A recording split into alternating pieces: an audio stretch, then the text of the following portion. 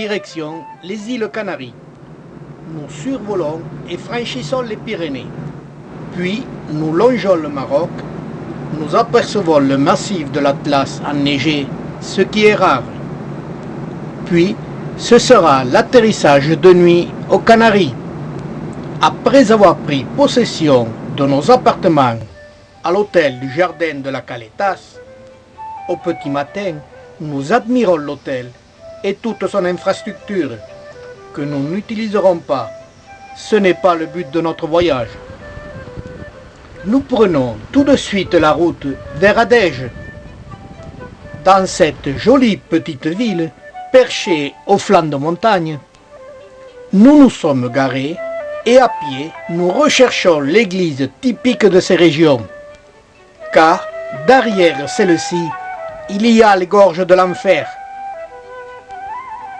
C'est là le but de notre première journée de visite sur l'île de Tenerife. Nous voici aux gorges de l'enfer. Le temps est maussade.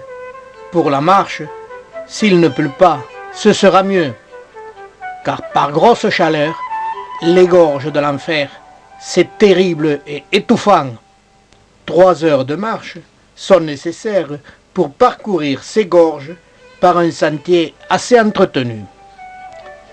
D'entrée de jeu, on peut admirer des intrus envahissant sur cette île, les agaves americanas.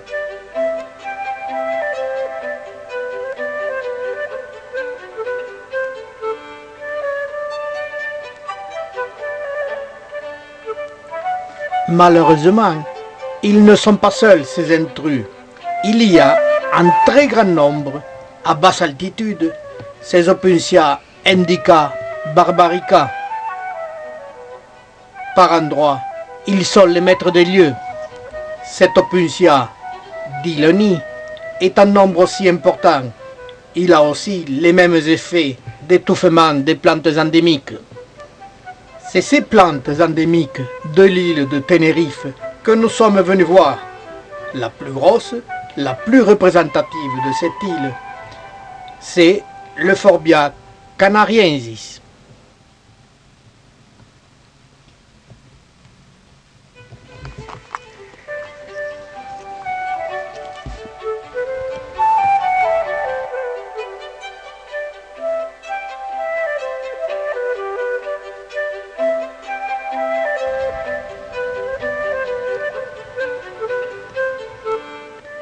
D'après les dires des gens du village, ces gorges de l'enfer portent malheur. Pour moi, ces dires ne sont que des légendes auxquelles je ne porte qu'une attention distraite. Mais réellement, est-ce bien une légende? Pragmatique que je suis, pour m'en convaincre, ces gorges de l'enfer doivent me le prouver. En attendant, notre marche se déroule tranquillement. Le temps se lève et le soleil commence à faire quelques apparitions. Tout se déroule pour le mieux.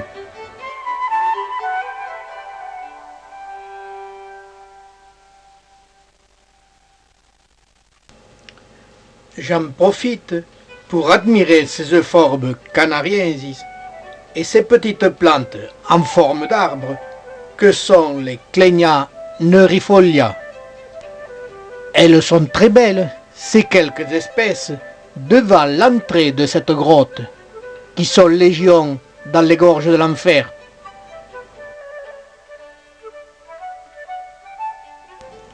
Dans ces gorges, accrochées aux pentes plus ou moins abruptes, ce sont les Euphorbia canariensis qui dominent dans ce secteur.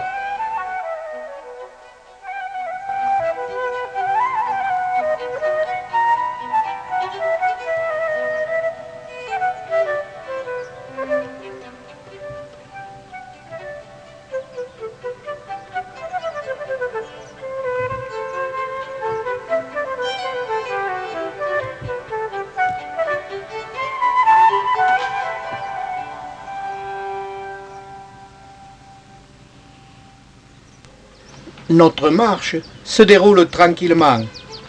Mon petit groupe a pris plus d'1 kilomètre d'avance sur moi.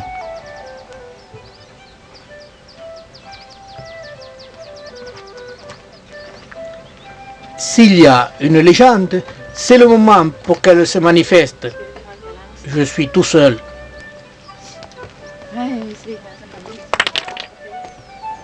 Qui m'a jeté cette pierre? Il n'y a personne. Trêve de plaisanterie, tout semble normal. Et j'en profite pour admirer ces gorges abruptes.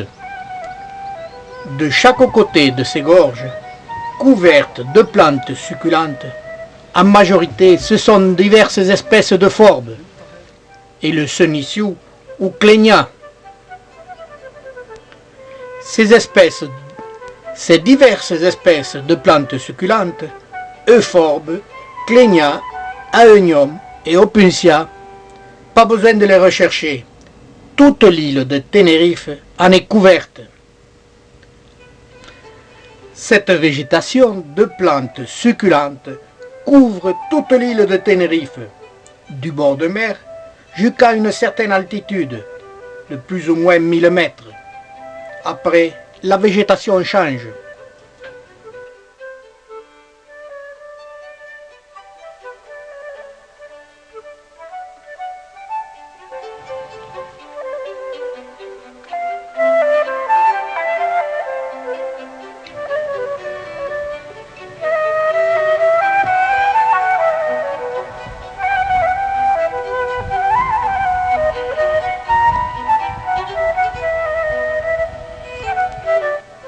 Sur cette image, nous avons presque tous les genres les plus répandus sur cette île. Les euphorbes, les clégnats et les aeuniums. Les autres genres de plantes succulentes qui prospèrent sur l'île de Tenerife sont moins répandus. Ils sont seulement sur certains sites. Mais avant d'aller voir les genres et les espèces différentes que nous avons vues qui prospèrent sur cette île, revenons à notre légende. Mon épouse m'a attendu. Je lui annonce une mauvaise nouvelle. Ma caméra fait des bruits bizarres, des bip bip. Et c'est après cette dernière image sur l'ossature de l'Opuntia d'Ileni que ma caméra a refusé de fonctionner. Et je suis bien obligé de constater que la légende de cette vallée est bien une réalité. À la pointe de Teno, j'ai la chance de passer quelque temps avec un spécialiste allemand sur les plantes succulentes des Canaries.